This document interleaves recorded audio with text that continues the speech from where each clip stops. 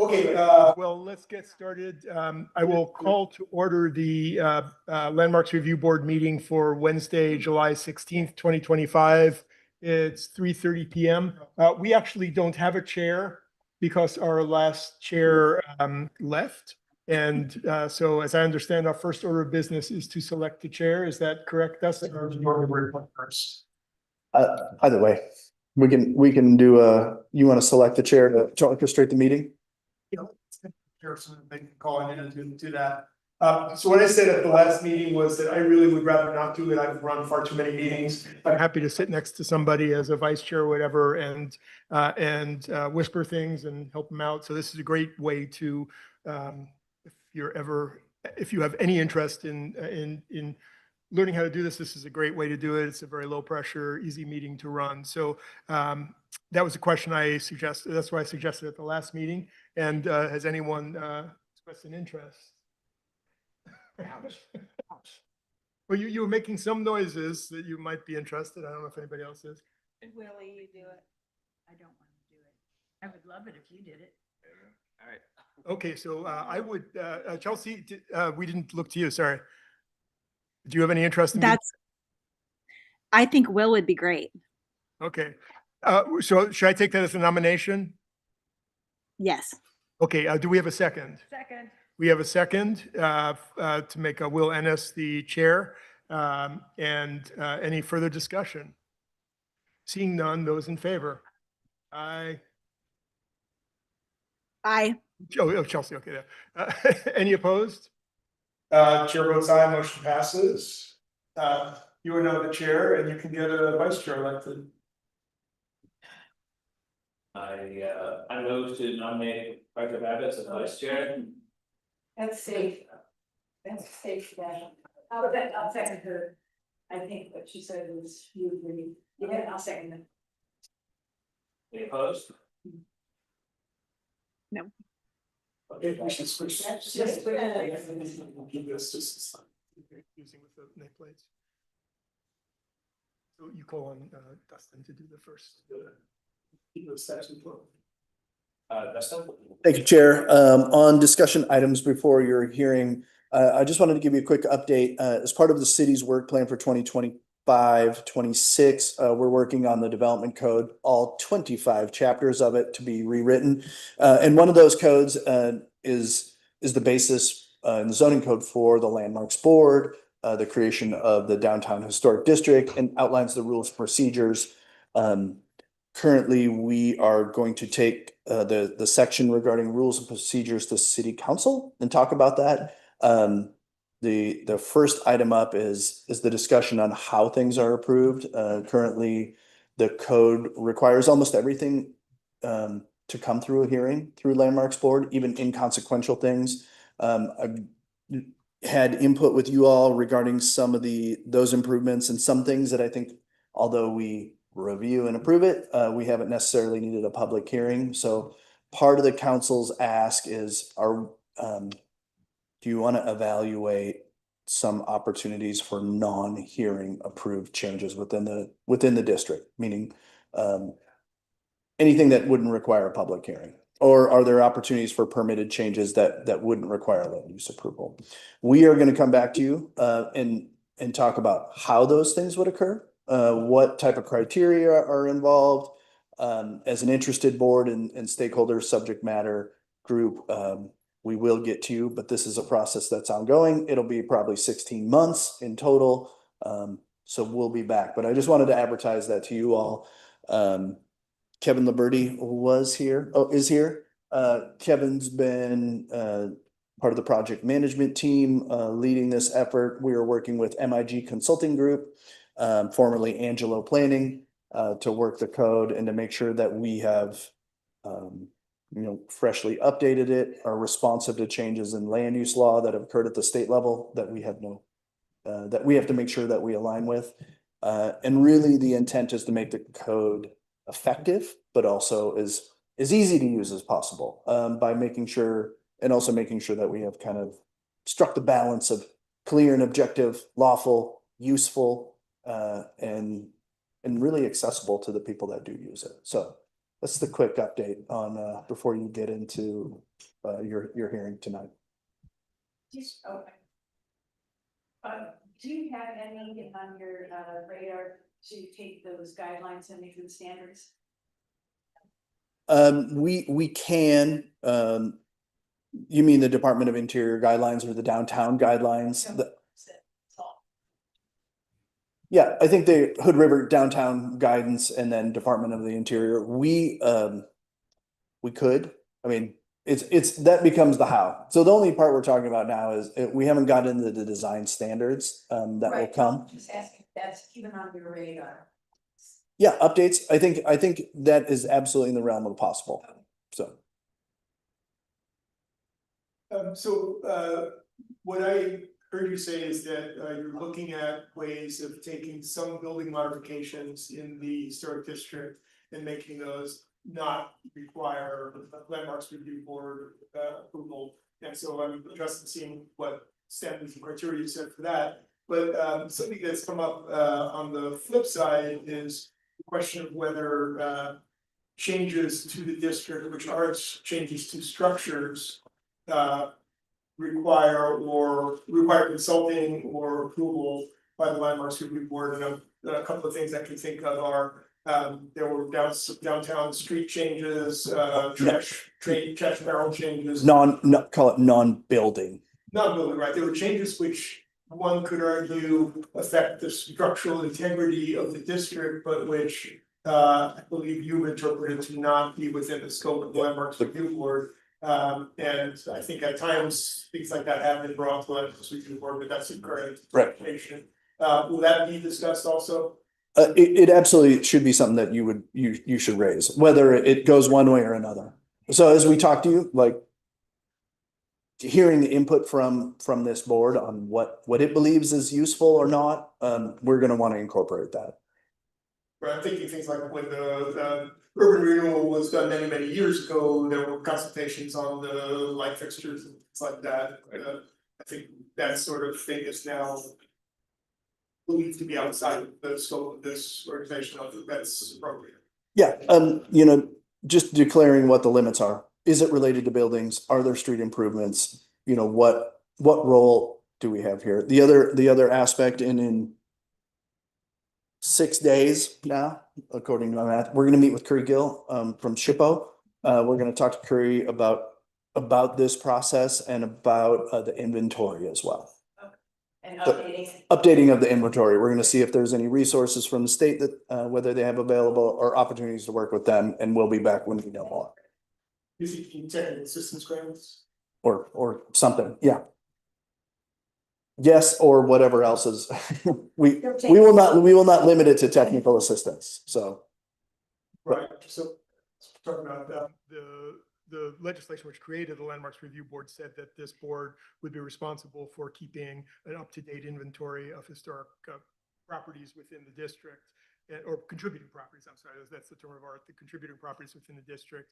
And it only happened once, as far as I know, and that was a technical review. It wasn't an actual review of merits.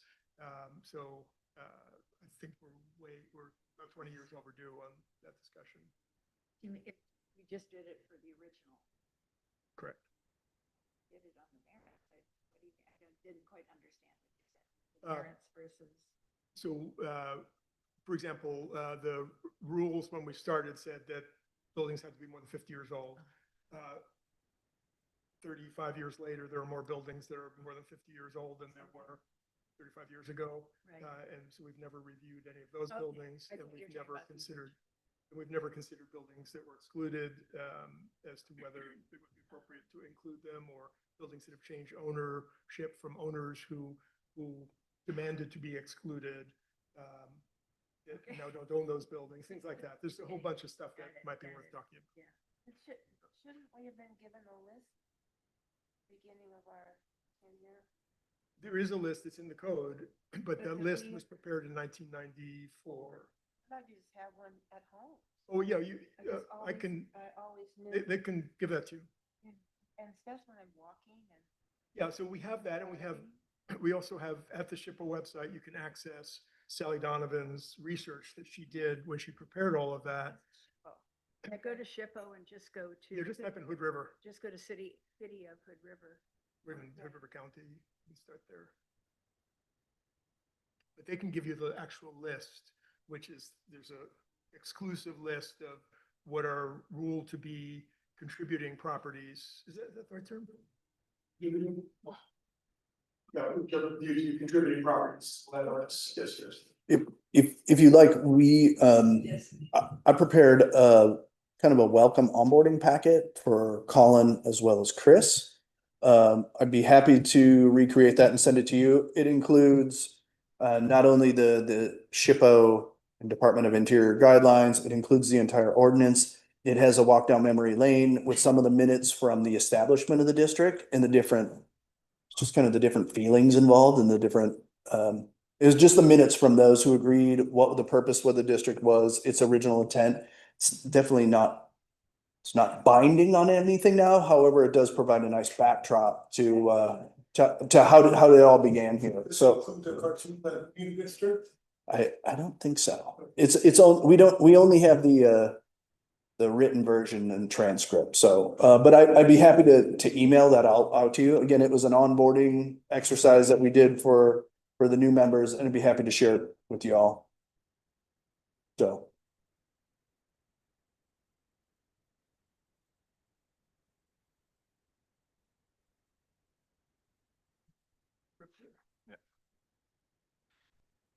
I now, call to order a public hearing for the application by Emily Bratt on behalf of Donald Hull for landmarks review.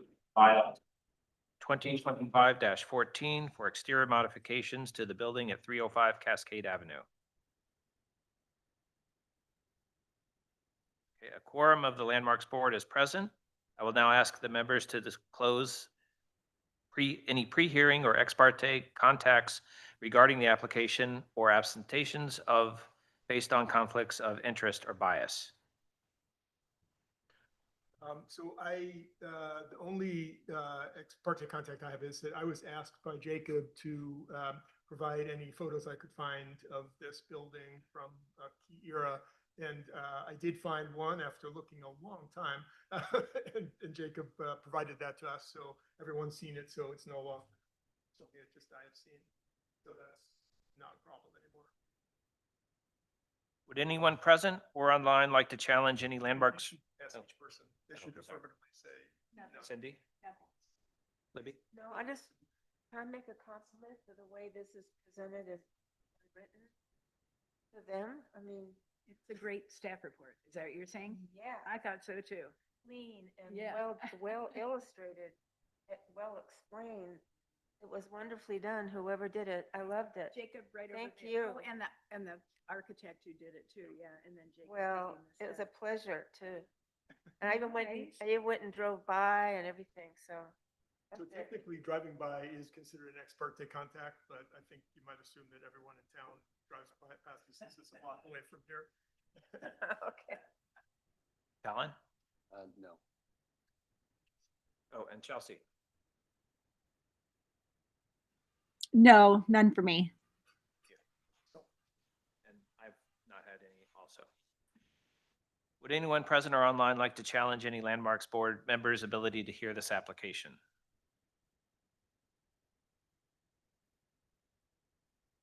If not, let me provide an overview of this hearing and some rules of the procedure. First, we will hear the city's staff report, then we will hear from the applicant. Then we will take testimony from the public. After we have taken testimony and asked questions, we will close the record and render a decision. Our decision is not final until it's reduced to writing. To appeal our decision, you must participate orally or in writing. Does anyone have any questions regarding the hearing process or have any procedural issues they would like to raise?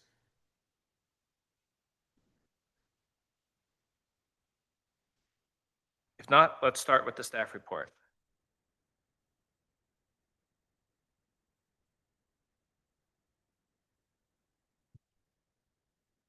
Thank you, Chair. This is Landmarks Review for file number 2025-14, located at 305 Cascade Avenue. The proposal includes restoring the building's primary facade to reflect its original design, by replacing non-original 1950s era windows and portions of infill with a new storefront system, metal canopy, and brick base. On the rear facade, they intend to add or replace non-original windows into their original size. And on the roof, 4 skylights are proposed that'll be screened by the existing parapet wall to increase interior daylighting. On page 25 of your staff report, you can find the site plan, which includes locations for all the proposed modifications. On page 27, you will find all the material callouts for what they intend to put in. And on page 31, you can find renderings and elevations that show the size and location on each facade. Subject to the conditions of approval outlined on page 17 of the staff report, staff recommend approval of the proposed modifications. Thank you. Any questions for staff before we hear from the applicant?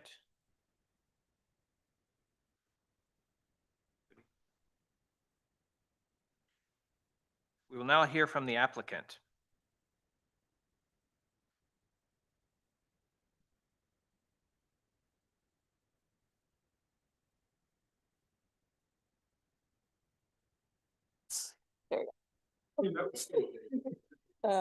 Hi, Emily Brat with Some Design Studio. We are the applicant for these proposed modifications to the facade.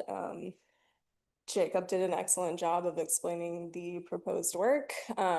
Essentially, this building has undergone a 1950s era remodel that has infilled portions of the facade with framing and with smaller windows. Investigation into the structure, as well as the historical photograph that was provided, reveals that the facade structure includes 2 large openings in the concrete, originally filled with a larger storefront window with transom window above.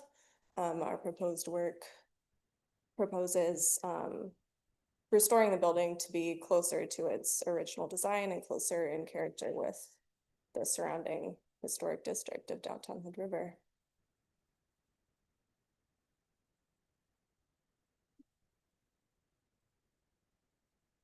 Any questions I do- for the applicant? You have a question. Can I ask? Cindy? So the trim on the windows, is Yeah. it wood trim? We're proposing a metal storefront system for.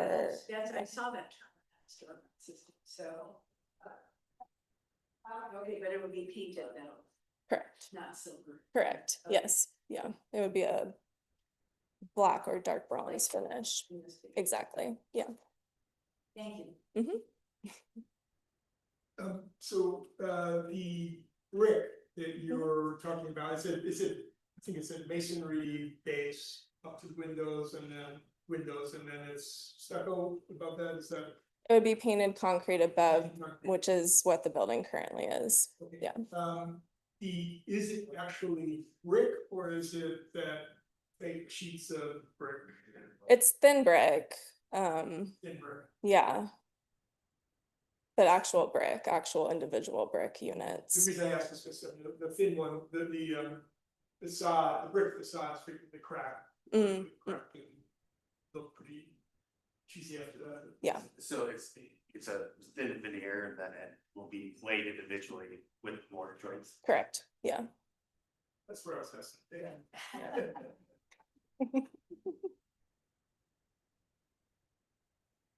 Any other questions for the applicant? Chelsea? The awning Mhm. that's the steel structure surrounding it. Yes, yeah.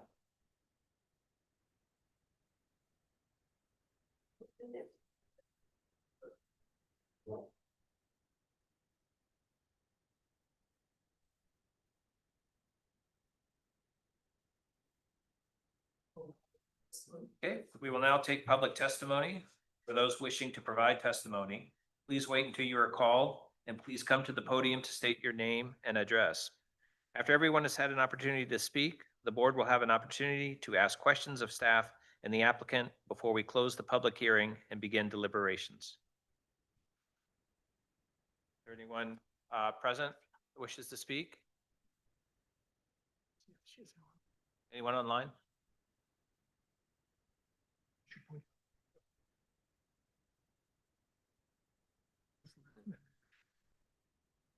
in support. Okay, I would like to mention in the application, there is a letter in support of the application.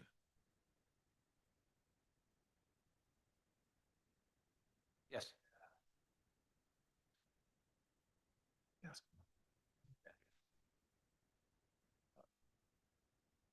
Yes.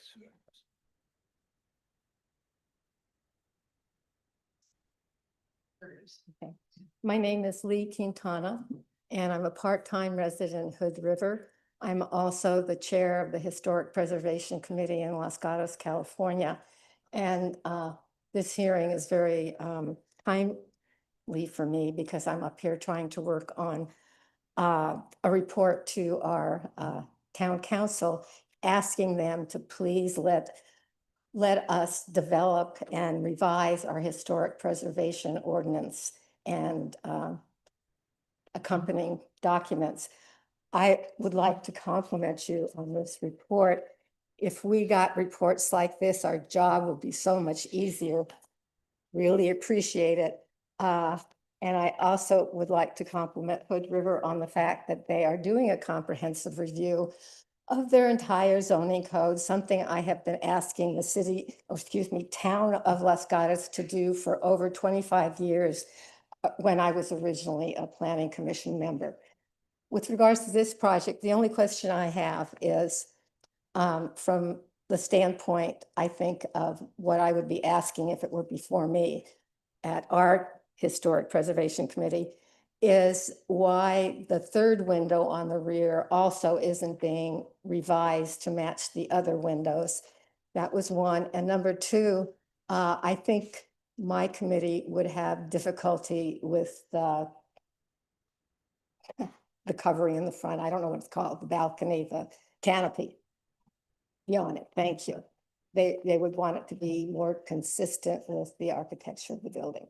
That's, but thank you. You have been a treat to me to see that comes out of this committee. Kind of hearing. It's hard, it is hard to hear. Yeah.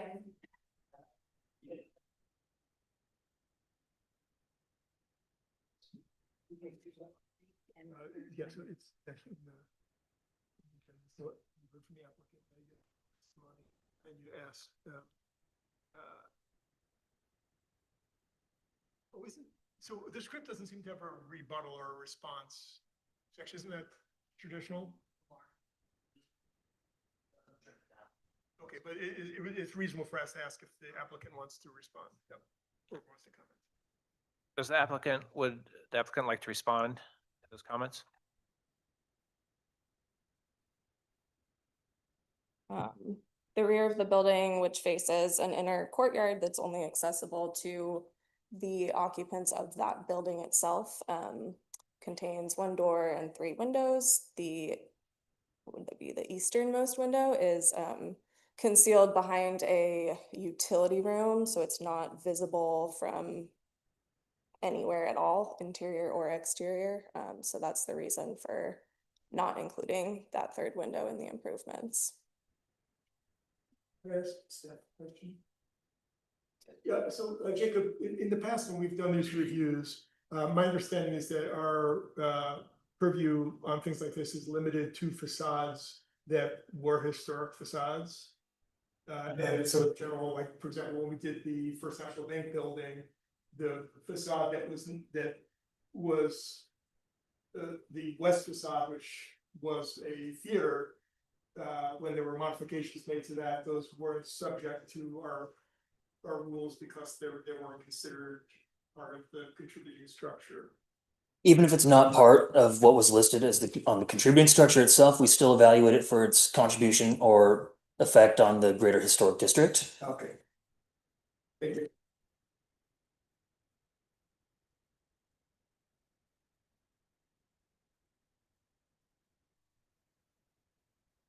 Any questions? Yes, but Oh, can you comment on the awning, An awning was not visible in the historic photo that we have of the building. However, it was a request for weather protection purposes, and the design is in character with other buildings in the surrounding area, and other kind of historic awnings that was taken into consideration.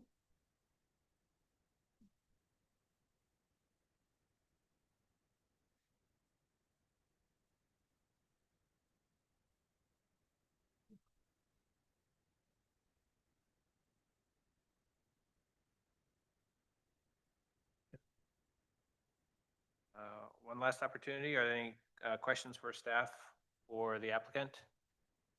Still no one online? This concludes the public testimony and oral argument portion of this hearing. I will now close the public hearing. We will now begin deliberations. Yes. First, I am really grateful that the applicant has decided to undertake this project. To me, this is, if you look at Hood River in the 1980s, many of the buildings look like this building looks now. And I think Henry Fisher in his letter said, what did he say, it's the visual wasteland. That's how he described the facade.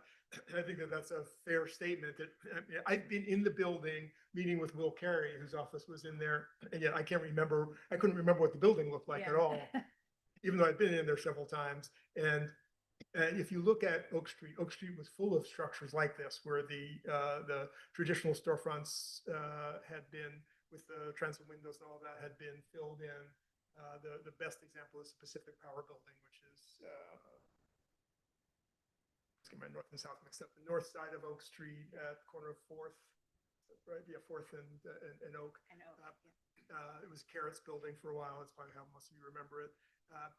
That building was covered with aluminum siding, and then the owners decided to strip it off and restore it to what it is today. And it's made such a huge change to the downtown, but it's really nice to see those changes now spreading down to Cascade from Oak Street. And so I'm thrilled to see that this is being proposed.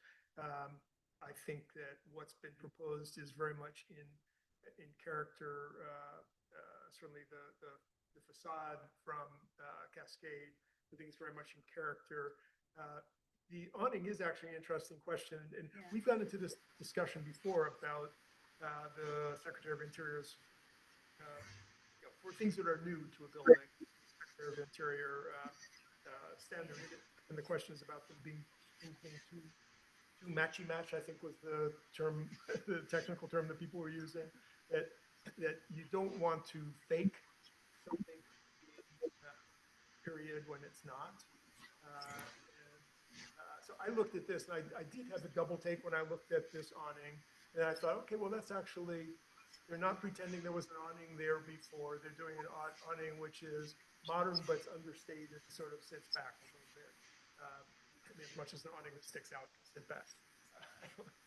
But it felt to me like it was understated enough that I didn't have a problem with that, but I don't know what other people might.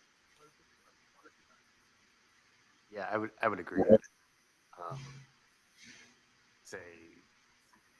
It's definitely not, it doesn't fit that historic structure, but it nail on the head when different enough to not represent the historic facade. It doesn't pretend that it is. Exactly. And I think it does match enough with downtown, and like think of I think Pistol, and there's several right there on Oak. A lot of those have the same awning. Right around the corner on 3rd, there's. Yeah. It can you guys hear me? Sorry, I'm out here. It is inconsistent though with the guidelines for awnings and canopies. It says if it's using a flat or horizontal metal canopy, if it's original and it's not, that would be my only con to the awning, is that it's just not consistent with the guidelines. Sorry, but could you repeat? You said something about if it's original, it has to comply with that. Is that what you just said? Yeah, it says in section G for awnings and canopies, use of flat horizontal metal canopies suspended by chains or rods if original. So using historic photographs to aid in determining if the canopies are original or an early addition. So, so you read that to say that this would not be appropriate because it wasn't original? Well, yeah, I'm just saying that's what these guidelines are stating. And if you go off guidelines, you know, that's kind of just the standard there in section G. Awnings and canopies, are you on page 14 of the report? I believe so. 15. Yeah, so it's page 14 and goes into page 15. So to me, that says, it says use flat canopies if original. Yes. In this case, there was nothing original. Yes, So exactly. do you read that to say that you can't use that, or how do you read that? I guess I'm just saying if you're using a canopy, this is the type you would use if that is original to it, but there's no original canopy. Okay. That's the way I read this last. But I mean, it is the style, I agree, is also consistent with the surrounding buildings. And this building isn't actually in the register. So I don't know.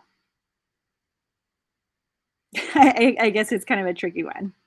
Yeah, and so to me, another thing I consider in this is that this, this was constructed, it was constructed as a garage. And now it's being used for commercial. We have adaptive reuse, using it as a commercial structure. And I can absolutely understand why, as a commercial structure, they would want protection from the elements. So I can understand why they would be adding an awning. Absolutely. And, is there any sign of an awning in that picture? No, that's what I'm looking for. Yeah, because that's a garage door. So why would you have an awning over a garage door? It doesn't look like there's actual. There's no awnings here. Yeah, that's not even the building, but we're looking at the 1946 photo. I'm just looking at. Yeah. Yeah, so I don't even see a front door to it. It looks like people entered through the garage opening. Unless there's a sign. Oh, possibly. Okay. I think the words awning and canopy apply to Hood River in the winter. And I think this is a strong, very nicely constructed, beautiful wood, looking up at it, has a can light in it, you know, submerged up in there. Metal trim, it just looks great in my opinion. It looks contemporary, for what they've been doing, what they're doing overall. So awning and canopy it seems like a ridiculous term for this, like an overhang or a small roof or porch roof or entrance roof or something that, I don't know. I just think awning and canopy doesn't fit that, but You don't have a problem. this fits the building, I think. And I feel like it meets the guidelines. And they are just design guidelines, but yeah, and this is a building that has a new use from its original. Yeah, so it's, I think it fits in. I'm comfortable if you're talking about adaptive reuse, we're looking to make sure that the building has a new life, you know, beyond its original life as garage. So some amount of flexibility seems reasonable. And I don't see that this is in violation of the specific code that we have. The code is a little squirrely because this is something that didn't exist, and it doesn't tell us if we should, when something didn't exist, does that mean that we can't put it there, or do we have to evaluate it under the Secretary's guidance for new structures? It's not a new structure; it's a new feature. But I'm comfortable that this is not going to detract from the character of the district. And in fact, like I said before, I think this is a tremendous improvement. Especially for Cascade. Especially for Cascade, exactly. Yeah, I think people will actually notice this building in the future. I'm in support of the application, just looking at, like, I've been by that building a million times, and until this application came before me, like, I never, like, where is that? What is that building? And then you look at the building to the west of it, and you look across at the Elks Club, and it's just like the cement corridor. So I can't imagine how dismal it is working in that building currently. And this seems like a great improvement for that corridor. I have to say, having been in meetings in the conference rooms and the offices in that building, that they are exactly what you'd expect. Yeah.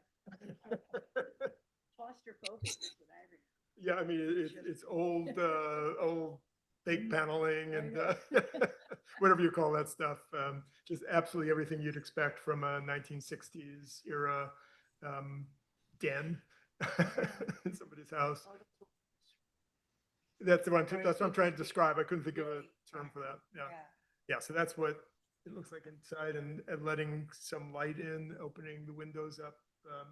I don't know why it became fashionable to close transoms, the transom windows, just all around town. Every single transom window was closed off at a certain period, and I'm glad to see them opening back up. So I would make a motion that we approve the application with the conditions of approval proposed by staff. Want a second? Yeah, second.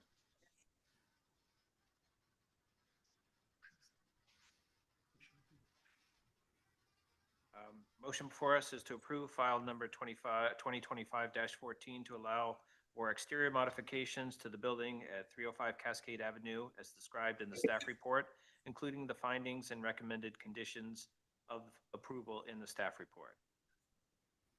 Any further discussion?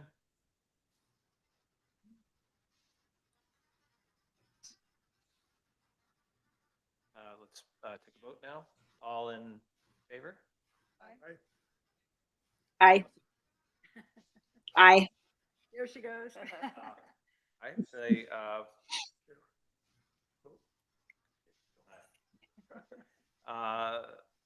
the motion is approved as written.